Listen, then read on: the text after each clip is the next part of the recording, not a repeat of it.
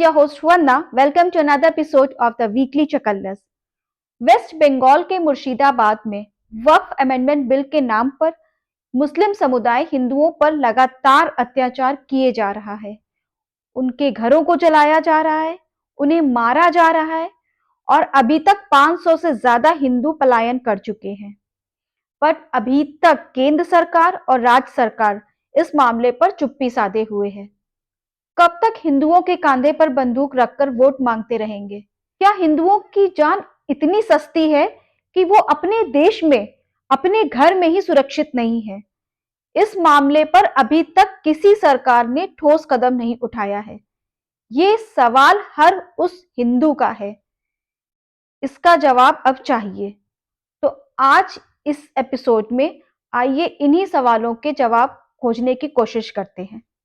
तो अंकित, आज हम उन सवालों के सारे जवाब ढूंढने की कोशिश करेंगे जो हिंदुओं के साथ अभी तक होता आया है। एक बार नहीं, कई बार। वेस्ट बंगाल में आपने सुना ही होगा, मुर्शिदाबाद में जो हो रहा है, जब से ये वक्फ बिल अमेंडमेंट पास हुआ है, जब से मुस्लिम सरेआम हिंदुओं पर अत्याचार कर रहे हैं। वहां लोग क्लिप्स देख सकते हैं, वीडियोस देख सकते हैं, सोशल मीडिया में काफी वायरल हो रहा है कैसे लोगों को, मतलब घरों को वाहन जलाना, घरों में घुस घुस कर मारना, पत्थरबाजी करना, आगजनी करना, मतलब आम हो गया उनके लिए सारी चीजें। वहां पर कितने गरीब और दलित हिंदू हैं जो पलायन कर चुके हैं। अभी मुर्शिदाबाद से रो रही हैं औरतें, महिलाएं रो रही हैं, उनकी दुकान को जला दिया है, किसी के पास खाने को नहीं है। लेकिन वहां पर राज्य सरकार को तो दिखना ही नहीं है, केंद्र सरकार को भी नहीं दिख रहा है। इसको कैसे संभाला जा सकता है? क्या करना चाहिए सरकार को इस पे? देखो बंदा, ये कोई पहली बार नहीं हो रहा है हिंदुओं के साथ भारत देश में। ये बहुत सालों से पहले भी और भी कई जगह होता आया है। कश्मीर इसका एक लाइव एग्जाम्पल है। वहाँ पे भी इसी तरह लोगों को पलायन करने पे मजबूर किया है। और वहाँ पे भी ऐसे ही जानने वाले सगे संबंधी जो मतलब अगल बगल रहते थे या जो उनके दोस्त यार थे, वो सारे लोग जो जिनके साथ सालों से हिंदू जो समुदाय रहता हुआ आ रहा था, उनको ऐसे ही मार काट के भगाया गया। अब यही चीज़ बंगाल में भी हो रही है। बंगाल में हमेशा से जो बॉर्डर्स जो उसका रहा है बांग्लादेश से, वहाँ से बहुत सारे इलीगल लोग तो आते रहते हैं, बांग्लादेशी। अब उनको जो है वोट बैंक के लिए वहाँ पे बसाया गया और अब स्थिति इतनी बदतर हो चुकी है कि वो एक कह सकते हैं कि मिनी पाकिस्तान टाइप का हो गया है, जो कश्मीर में हालात थे। तो आपको क्या लगता है कि क्या ये दूसरे बंटवारे की तैयारी कर रहे हैं? बंटवारा तो नहीं, मुझे लगता है कि वहाँ पे उनका जो मकसद होगा वो तो एक ही पूरा कब्जा करके अपने उसमें ले लेना। मुर्शिदाबाद और ये मालदा और दिनाजपुर, हुँ, हुँ। 3 ऐसे वहाँ डिस्ट्रिक्ट हैं जहाँ पे 50 से 60% मुस्लिम आबादी बढ़ चुकी है। तो आप ये और सोचिए कि कैसे रातों बढ़ी है ये? रातों-रात तो हाँ, नहीं बढ़ी होगी। ये सब शिफ्ट कराया गया है, बसाया गया है। और इसमें सबसे मजे की बात ये है कि जो एक बॉर्डर एरिया होता है वो सेंट्रल फोर्सेस के बिल्कुल। कंट्रोल में आता है। अब अगर वहां से घुसपैठ हो रही है तो या तो आप उसको रोक नहीं पा रहे और या तो आपकी रोकने की मंशा नहीं है। तो अब इस पे भाई केंद्र सरकार को जवाब देना चाहिए, नहीं क्योंकि तो ये क्या, ये माइनॉरिटी अपीसमेंट पॉलिटिक्स चल रही है? अब पता नहीं कि उनकी वोट माइनॉरिटी बैंक की, अपीसमेंट कि है आपको यहाँ पर कितने करोड़ हिंदू वोट देकर सेंट्रल पे बैठा लें। I am sorry to say that, but बैठा लें, और आप वहां पर अपीसमेंट किसकी कर रहे हो? अपीसमेंट, या और उनको हिंदुओं पे एक अत्याचार तरीके से करके। वो जो भी बदमाशियां कर रहे हैं उसको एक तरीके से इग्नोर किया जा रहा है। स्टेट गवर्नमेंट भी कर रही है और सेंट्रल गवर्नमेंट भी लगता है ऐसा ही कर रही है। स्टेट गवर्नमेंट तो कर ही रही है, वो तो कानून मतलब सुन ही नहीं रही ना। कि वो ममता बनर्जी तो साफ साफ कह रही है कि जो सेंट्रल से लॉ पास होगा हम उसको मानेंगे नहीं। भाई कोई सीएम ऐसे कैसे बोल सकता है कहीं तो का? देखिए, मोदी जी हो सकता है वो इंतजार कर रहे हो कि भाई वहां पे पहले हिंदू जो वो है समुदाय, वो वहां पे अल्पसंख्यक हो जाए, फिर वो सबका साथ सबका विकास के नाम पे ये हिंदुओं ऐसे। के भी ऐसे ही करेंगे कि 2 सिलेंडर एक्स्ट्रा ले लो और जो है तुम्हारे लिए हम वो प्रधानमंत्री आवास योजना का घर बना दे रहे हैं। हाँ, और ये मुझे लगता नहीं कि इसके अलावा और कोई भी कारण हो सकता है। तो वेट कर रहे हैं कि जब हिंदू माइनॉरिटीज में आ जाएंगे तो फिर हम हिंदू अपीसमेंट पॉलिटिक्स करेंगे। हाँ, शायद उनको ये लगता है कि मुसलमान तो हमको वोट देंगे नहीं, और जय हिंदू जब तक मेजोरिटी में, तो हो सकता है वो भी वोट ना मिले। तो जब वो माइनॉरिटी हो जाएगा नहीं तो हिंदू इनको वहां क्या पे, लग रहा है सेंट्रल में जो है किसने वोट देके बैठाना है? इनको मुस्लिम पे भरोसा है, वो वोट देके बैठा लें इनको। उनको देखिए वो अंदर बीजेपी अंदर में अच्छे से जानती है कि हिंदुओं के पास कोई ऑप्शन है ही नहीं। जो भी जिसको भी खतरा लगता है मुसलमानों से, ऐसा जो भी हिंदू होगा, वो उसके पास कोई ऑप्शन ही नहीं है बीजेपी के अलावा। और ये बात मोदी और बीजेपी अच्छे से समझते हैं और इसी बात का वो लोग फायदा उठाते हुए दिख रहे हैं। हो सकता हो मेरा ऐसा सोचना गलत हो, नहीं लेकिन जो सोचना, सामने जो हाँ, दिख रहा है उसके हिसाब से बता रहे हैं। भाई जो अच्छे काम करे हैं उस पे हम आप लोग को क्रेडिट दे रहे हैं, लेकिन अभी जो वेस्ट बंगाल में जो नजारे आ रहे हैं सामने, उसमें तो सरकार ही जिम्मेदार है। आपके कंधों पर बोझ है जनता का, आप वोट मांगकर और सिर्फ चुनाव जीतना ही काम तो नहीं देखिए, है ना। अच्छे अच्छे काम के मामले में भी अब मान लीजिए जैसे डेवलपमेंट कर रहे हैं, मान लिया आप, ठीक है, अच्छा आप डेवलपमेंट के एरिया में नो मार्क नो डाउट आपको मतलब कि 100 आउट ऑफ 100 भाई दिया जा अप्रिशिएट सकता है। कर रहे हैं। वो सारा चीजें ठीक है, लेकिन बात वही कि जब आदमी जिंदा रहेगा तभी वो उस डेवलपमेंट का फायदा बिल्कुल। उठाएगा ना। हाँ। तो अगर मर जाएगा या उसको मार दिया जाएगा तो उसका हम्म। फायदा उठाने वाला कौन है? तो मारने वाले तो उस केस में भी मुस्लिम ही होंगे, वही कब्जा करेंगे, तो फिर अल्टीमेटली फायदा वही उठाएंगे। इसका मतलब बीजेपी जो कुछ भी कर रही है तो वो अल्टीमेटली उसका सारा बेनिफिट मुस्लिम को ही जाएगा। और इसमें मुझे लगता है कि इसमें मुसलमानों को भी दोषी नहीं ठहराया जाना चाहिए, क्योंकि वो अपने उनको जो ठीक लगता है वो कर रहे हैं, लेकिन यहाँ पे जिम्मेदारी किसकी है रोकने की? जिम्मेदारी तो सरकार की स्टेट है ना। गवर्नमेंट की है, सेंट्रल गवर्नमेंट की है। बिल्कुल। और या तो फिर जो है बीजेपी को ये लगता है कि भाई हम ऐसा कुछ भी स्टेप नहीं लेंगे जिससे जो है उनके ऊपर कोई उंगली उठा सके, कि वो लीगल दायरे में रहते हुए अपना जो भी कार्रवाई कर सकते हैं, तो लीगल दायरे में रहते हुए यही सब चीजें हो सकती है। तो पॉलिटिकली करेक्ट तो आप तब करेंगे ना जब वहां पर कुछ पॉलिटिकली करेक्ट हो रहा हो स्टेट में, वहां हाँ पे ये तो सारा जो मार रहे हो, तो भगा रहे, अपने ही देश से हिंदू अपने ही देश से अपने ही घर से वो भाग के कहीं और मजबूर है, ये पॉलिटिकली करेक्ट कहाँ से है? हाँ तो पॉलिटिकली करेक्ट नहीं है, तो लेकिन आप कैसे लेकिन करेक्ट करें? स्टैंडर्ड आपने एक बना रखा है कि हम सारी चीजें उस दायरे में रहकर करेंगे, नहीं कर तो सकते अब ना। आप बीजेपी की सिचुएशन समझिए कि भाई वो जो भी कह रहे हैं, ममता की जो गवर्नमेंट है वो उसको मानने से इनकार कर दे रही है, सुप्रीम कोर्ट की भी बात नहीं मान रही है। नहीं अब मान रही जैसे है। अभी जो टीचर वाला जो भी स्कैम हुआ, हाँ। उसमें सुप्रीम कोर्ट ने वर्डिक्ट दिया, वो कह रही है हम नहीं मानेंगे। अब जय तो सेंट्रल ऐसे कैसे कोई सीएम कह सकता है? नहीं, अब सेंट्रल गवर्नमेंट की एजेंसीज जब वहां पे जाती है इन्वेस्टिगेशन के लिए, तो उनको और वहां की पुलिस अरेस्ट कर लेती है। अब वहां पे तो जो भी सारे दंगे हो रहे हैं, तो ममता वहां पे अपील कर रही है मुस्लिमों से कि भाई हम ये कानून को अपने यहाँ इम्प्लीमेंट ही नहीं करेंगे, वक्त अमेंडमेंट वाला। तो आप जो है ये जो भी कर रहे हो इस तरीके के उत्पाद, वो क्यों कर रहे हो? इसका मतलब वो भी एक तरीके से प्रमोट कर रही है। साथ साथ वो एक्सेप्ट कर रही है फर्स्ट ऑफ ऑल, कि भाई ये जो भी सारा प्रॉब्लम हो रही है ये वहां का जो यही मुस्लिम समुदाय यही लोग कर रहे हैं। तो अब उस केस में जब वो एक्सेप्ट कर रही है, तब आप किस चीज का वेट कर रहे हो? तो वो दो ही चीजें आप वेट कर सकते हो, या तो आपकी इंटेंट ही नहीं है और या तो आपकी विल पावर नहीं है। तो अगर इंटेंट नहीं है तो फिर वही कि आपने हिंदुओं को धोखा दे दिया कि भाई हम करना ही नहीं चाहते, जो तुम अपना समझो जो भी करना हो खुद से करो, हमको नहीं आ रहे हैं तुम्हें बचाने के लिए। इवन जो सेंट्रल फोर्सेस का वहां पे डिप्लॉयमेंट हुआ, तो वो अब भाई ऐसे सिचुएशन में आप क्या वेट करेंगे कि कोर्ट हमको ऑर्डर दे तब हम वहां पे सेंट्रल फोर्सेस डिप्लॉय करेंगे? भाई हाई कोर्ट बोल रहा है कि आप जो नहीं, है हाई सेंट्रल कोर्ट से, हाई हाई कोर्ट को कोर्ट वहां बोल रहा है कि स्टेट गवर्नमेंट के बस का नहीं है। मैं ये कह रहा हूँ कि हाई कोर्ट को ये बोलने की जरूरत क्या है? जरूरत ही नहीं पड़नी ये चाहिए। सुप्रीम कोर्ट आप एनालाइज नहीं कर पा रहे हो क्या नहीं कर पा रहे ना, तभी तो कि बोल। आपको दिख नहीं रहा वहां पे कैसी चीजें हो रही हैं?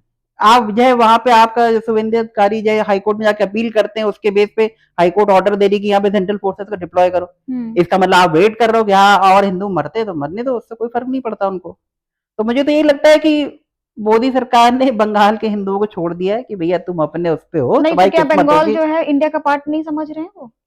अब उनको यही देश लगता का होगा, पार्ट ही नहीं समझ रहे हैं वो बंगाल को, तो जब मैंने कहा दूसरे बंटवारे के उस पे हैं क्या फिर आप उनको ये लगता होगा कि भाई ममता हमारी बात मान नहीं रही और हमारी वहां पे चल नहीं रही, तो भाई ये एक अलग ही पार्ट हो गया एक तरीके से। भाई दूसरा बंटवारा इसी बात पे कहा कि चलने की वो कोशिश कर रहे हैं हाँ तो करने की, अब बिल्कुल भी। एक बार एक थे जो जिन्होंने ऐसा धोखा दे दिया कि भाई पार्टीशन भी करवा दिया, और सारे जो पार्टीशन कराने के लिए जिम्मेदार थे वो लोग रह भी गए हैं इंडिया में, और वही दोबारा फिर से अब गुजरात से ये भी वही काम करेंगे। भाई पुलिस किस काम की, बीएसएफ किस काम की? आप जो है वहां पर पुलिस, कैलकाटा की पुलिस वहां पर मतलब ममता अगर वो कुछ एक्शन लेती भी है तो वहां के ऑफिसर सस्पेंड कर दिए जाते हैं, वो पूरे के पूरे उसके कंट्रोल में है। आप सेंट्रल से क्या कर रहे हो यहाँ पर? तो वो इंतजार कर रहे हैं कि कुछ और लोग मरे, फिर वो इलेक्शन जब आए, क्योंकि अभी देखिए सबसे बड़ी बात कभी इलेक्शन नहीं वहां पे तुरंत।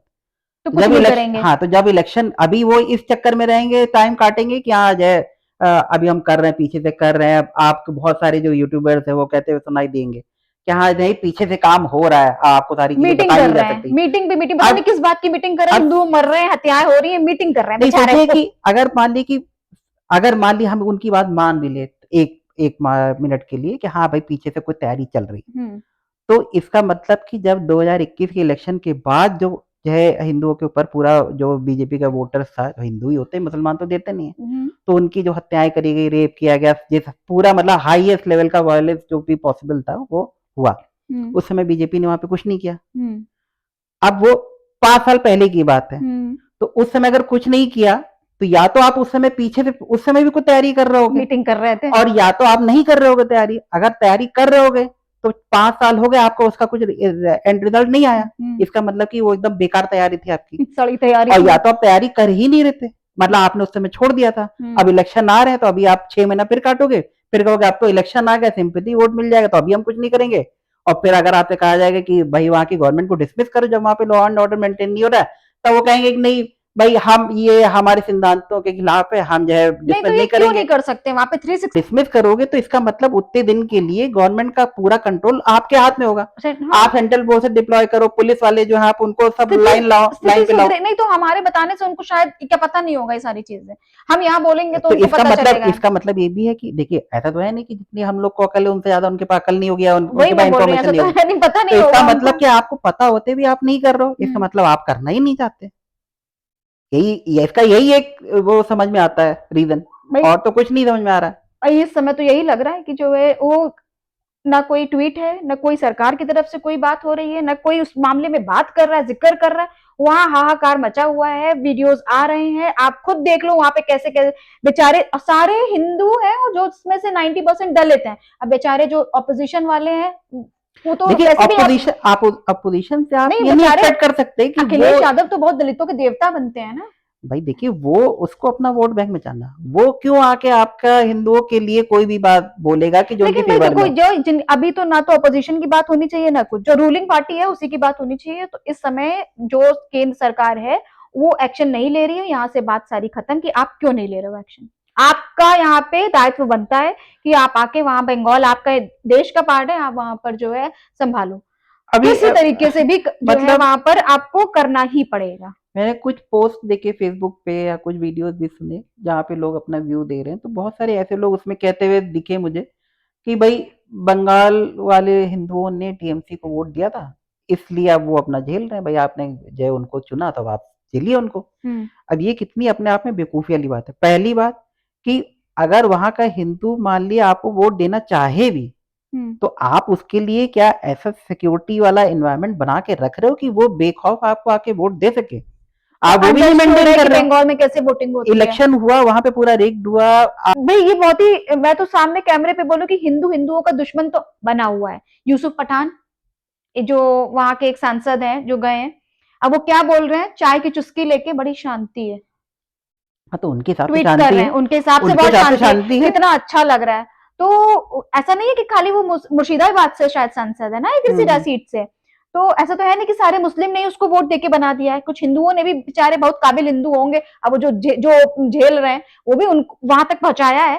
तो देखो ये बात कुछ लोग जो कह रहे हैं सेकेंडरी है, मान लिया सेकेंडरी है, लेकिन कुछ हद तक जो ये जो सेक्युलर बहुत बनते हैं ना, अपने आप को बहुत काबिल बहुत एलीट टाइप के जो हिंदू बनते हैं, वो उनकी भी गलती है। देखिए ये सारी बातें अपने आप में ठीक है, लेकिन ये इस समय इस मौके पे वो बात इंपॉर्टेंट नहीं है। नहीं है बिल्कुल भी अमित शाह किसी टीवी चैनल का प्रोग्राम था उस पर बोल रहे थे, जब उनसे क्वेश्चन पूछा गया कि भाई जो इलीगल बांग्लादेशी आ रहे हैं बॉर्डर से तो ये कैसे आ रहे हैं, सेंट्रल गवर्नमेंट तो आपकी है, जो बॉर्डर फोर्सेस है आपके कंट्रोल में। तो उनका उन्होंने आर्गुमेंट दिया कि भाई हमने हर जगह फेंसिंग कर दी है, करीब 142 किलोमीटर का ऐसा एरिया जहाँ पे फेंसिंग नहीं हो सकती, उसके लिए जमीन चाहिए जो कि हमको राज्य सरकार नहीं दे रही है। अब ऐसा तो है नहीं कि ये बात आपको आज पता चली कि राज्य सरकार आपको जमीन नहीं दे रही है, ये आपको बहुत पहले से पता होगी। तो आपने अब तक क्या किया वो जमीन लेने के लिए कि वो जमीन आपको मिल जाए, फेंसिंग करने के लिए आपने क्या किया? कुछ नहीं किया। अगर मान ली चलिए एक बार मान लेते कि वहां की गवर्नमेंट आपसे बिल्कुल भी कॉपरेट नहीं कर रही, तो आप क्या करोगे? मतलब आप इंतजार करो कि जब भी हमारी सरकार बनी 50 साल बाद, 100 साल बाद, 1000 साल बाद, तब हम वो फेंसिंग करेंगे? भाई आप कुछ तो मेजर लोगे ना भाई, 1 साल वेट करोगे, 2 साल वेट करोगे, 5 साल वेट करोगे, भाई पिछले इलेक्शन के समय भी यही सिचुएशन थी, अभी भी यही मुझे सिचुएशन तो है। ये फंडा ही नहीं समझ में आता है कि केंद्र सरकार ये कैसे बोलती है कि राज्य सरकार मेरा नहीं सुन रही तो है। बीजेपी के लिए मामले में यही है कि मतलब वो दूसरों के रहमो करम पे, कि राज्य सरकार चाहे तो उनकी बिल्कुल ईट से ईट बजा दे। हाँ, और वो मतलब वो कहेगा कि हम केजरीवाल जैसा टुच्चा आदमी, वो दिल्ली में इनकी नाक में दम करके रखा था कि ये इनसे उसको संभाले नहीं संभलता बन रहा था बिल्कुल। अब ये जैसे जैसे पब्लिक के सामने एकदम आ गए कि भैया वो शराब वाला पूरा उसने घपला किया, जेल गया, तब उसकी इमेज पे थोड़ी डेंट पड़ी, तब जाके ये तब भी उस अपने आप में 28 सीट वो ले आया। उसके पहले तक वो उसके जो मर्जी में आ रहा था वो कर रहा था, ये उसको सेंट्रल में वहां पे रहते हुए नहीं रोक पा रहे थे। तो भाई दिल्ली के तो अभी अभी हालात ऐसे लग रहे हैं कि फिर 5 साल बाद वही आ जाएंगे। हाँ, तो आ ही जाएगा। लग ही रहा है, वो तो दिल्ली अब की तो बात की बात आप करेंगे। सोचिए कि मतलब अभी ये सारे हालात के बीच में हनुमान जयंती पे दिल्ली में वहां पे हिंदू एक वो था दल, उन्होंने जो परमिशन मांगा कि भाई हमको एक शोभा यात्रा निकालने की परमिशन दी जाए जनकपुर इलाके में। तो वो मुस्लिम डोमिनेंट इलाका पूरा, तो वहां पे जो मतलब जो एडमिनिस्ट्रेशन था उसने मना कर दिया कि भैया वो सेंसिटिव इलाका है, वहां पे नहीं, हम अलाउ नहीं करेंगे, आप अपना मंदिर के अंदर। हाँ, दिल्ली की बात बता रहे अभी की। हाँ तो सोचो, तो मतलब सोचिए कि अब तो केजरीवाल नहीं है, पुलिस हमेशा से आपके कंट्रोल में रही, अब सरकार भी आपकी है, डबल इंजन की सरकार है, मतलब राज्य में भी है और सेंटर में भी है। फिर भी आप ये कह रहे हो कि वो सेंसिटिव इलाका है इसलिए वहां से आप निकलने की आपको आजादी वो मतलब परमिशन नहीं दिया। अलाउड नहीं कर रहे।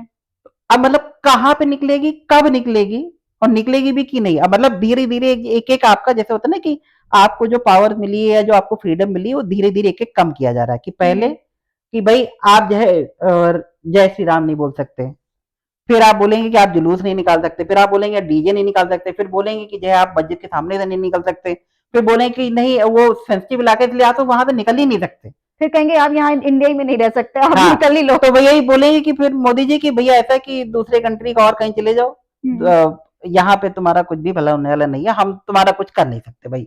जो अपना यहाँ पे जो सरकार है ममता की, वो तो पूरा वायलेंस कर रही है कि उसको इलेक्शन जीतना चाहे जैसे भी, और उसका पूरा फोकस मुस्लिम अपीजमेंट पे, हिंदू उसको कोई लेना देना नहीं। अगर मुस्लिम हिंदू को मार रहे हैं तो उनको कोई डिलीवर का फर्क नहीं पड़ता। तो भाई तो उस कंडीशन में आप ये क्यों सोच रहे हो कि हम उनके पार्टी का कोई लीडर ले आएंगे तो वो हमको इस सिचुएशन को डील करने में हेल्प कर देगा। वही तो मैं कह रही हूँ कि तो वो तो फिर यही समझ रहे हैं कि हमारा टीएमसी का उसके ऊपर कुछ किसी मुझे याद नहीं आ रहा किस टाइप का आरोप लगा था उनको 2 लोग वहां के आए, बीजेपी में आए, उससे उन्होंने कौन से झंडे उखाड़ लिए, बल्कि तो वो टीएमसी वाले कह रहे हैं अच्छा वो सफाई हुई प्लस बीजेपी में जो कूड़ा करकट उठा के लेके आ गए। कूड़ा उठा के लेके, प्लस वो जनता ये कह रही कि ऑप्शन क्या है, सफाई मतलब यहाँ के चोर उधर चले गए तो हम बीजेपी और टीएमसी में क्या अंतर पता नहीं क्या कि बीजेपी पास एक बहुत बढ़िया वॉशिंग मशीन है तो वो जो दूसरे पार्टी में रहता है तो उसके कपड़ों पे दाग लगा होता है, फिर वो अपनी पार्टी में ले आते तो एकदम टाइड वाली सफेदी आ जाती है, चमकदार सफेदी। नहीं तो यही वो बोल रहा है कि वॉशिंग मशीन में धुल के उनको साफ कर दिया, हाँ, कर दिया और उसी चक्कर में बैठे हुए कि हाँ भाई ठीक है अब हालात बदलेंगे, अच्छे दिन आएंगे।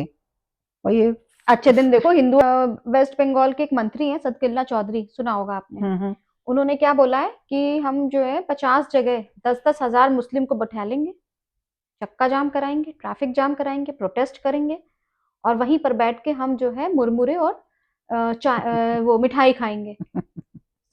खुलेआम बोला है वो। तो ऐसे मंत्री जब आप ऐसे बोल रहे हैं, मतलब एक तरीके के आप प्रोवोक कर रहे हो लोगों को, हौसला बढ़ा रहे हो कि हम आपके साथ हैं, इनडायरेक्टली यही तो हुआ ना कि बैठा लेंगे, प्रोटेस्ट करेंगे। किस बात पे आप प्रोटेस्ट करोगे वहां पर? तो उसको ही लगेगा ना कि भैया ये गवर्नमेंट के बस की कोई बात है नहीं कुछ करने के लिए, कोई एक्शन ले नहीं सकते, और उसको हो सकता है ये भी लग रहा हो कि इस तरीके से जो हम चक्का जाम करेंगे तो अब जो है उसके बाद ये फिर से वापस ले लेंगे। तो या तो ये लग रहा हो या तो उसको लग रहा है कि भैया इनकी बस की है ही नहीं, हमको जो मरना है, हमको जो करना हो हम कर लेंगे, ये इवेंचुअली आने वाले नहीं है कुछ भी हेल्प करने के नाम पे या रोकने के लिए।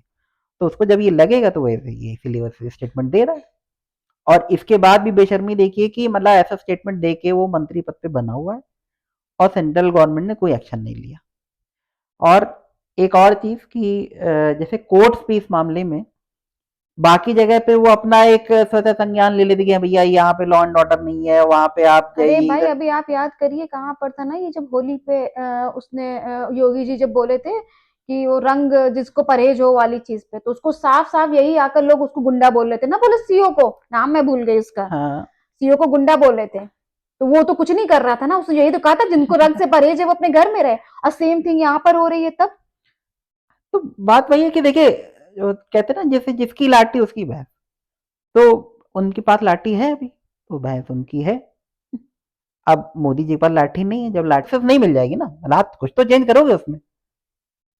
और अगर ये सारा चीजें जो बंगाल में हो रहा है, इसको कैसे सही किया जा सकता है? ये सही देखिए, होंगी चीजें कि मुझे नहीं लगता है होंगी, कि कि ऐसे ही चलता रहेगा? बंगाल के हिंदुओं को, सारे लोगों को अपना नाम बदल के पहले तो शबाना आदमी रख लेना चाहिए, कि अब वो शायद ऐसा कर लेंगे तो मोदी जी को दिखेगा, अरे भाई उनके चोट लग गई है, वो पैर टूट दर्द गया, में है, फ्रैक्चर हो गया तो बेचारे। लाइन का हालचाल ले लिया जाए, ट्वीट करके पीएमओ से आएगा।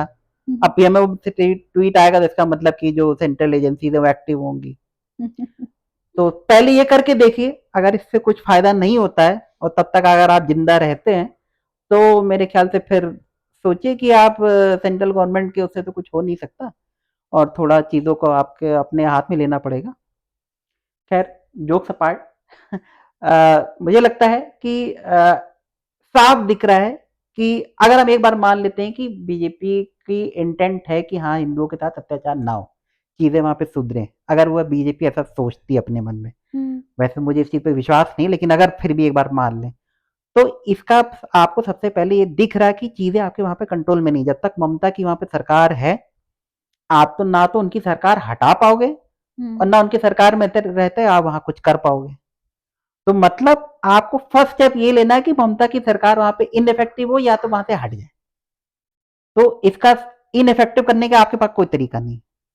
आपके पास एक ही तरीका है कि आप चुपचाप वहाँ पे प्रेसिडेंट रूल लगाओ सबसे पहले। 6 महीने में आप वहाँ पे जाके एनालाइज करो कि क्या प्रॉब्लम्स हैं। मतलब वो क्यों चीज़ें नहीं ठीक हो रही है या कहाँ-कहाँ पे उन लोगों ने बदमाशी करके रखी हुई है। उसको आप ठीक करो। मान लिया आपको लगता है कि नहीं भाई 6 महीने में नहीं हो पाया, एक्सटेंड करो प्रेसिडेंट रूल अनदर 6 मंथ्स के लिए। आप ऐसे करते-करते 3 साल तक आप कर सकते हो। प्लस आपकी सेंटर में गवर्नमेंट है।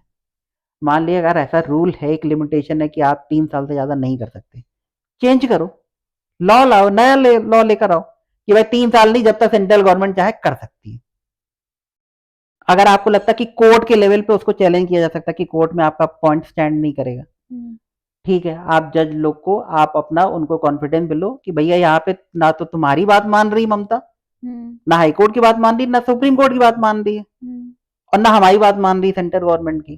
तो हम लोग की बात मनवाने के लिए पहले इनका यहाँ से हटाना जरूरी, तो हम ये चेंज लेकर आ रहे हैं, आप इसके कुछ अपनी दखल अंदाजी नहीं करोगे, या आप पीछे से अंडरस्टैंडिंग करो। क्योंकि अगर आप एक बात मान लो कि राम मंदिर वाले पे, जैसे अगर बीजेपी क्लेम करती है कि पीछे से हमने सारी चीजें अरेंज करके रखी जिसके दम पे ये जजमेंट आया, तो अगर आपने मंदिर के लिए वो कर लिया तो आप इसके लिए भी करो।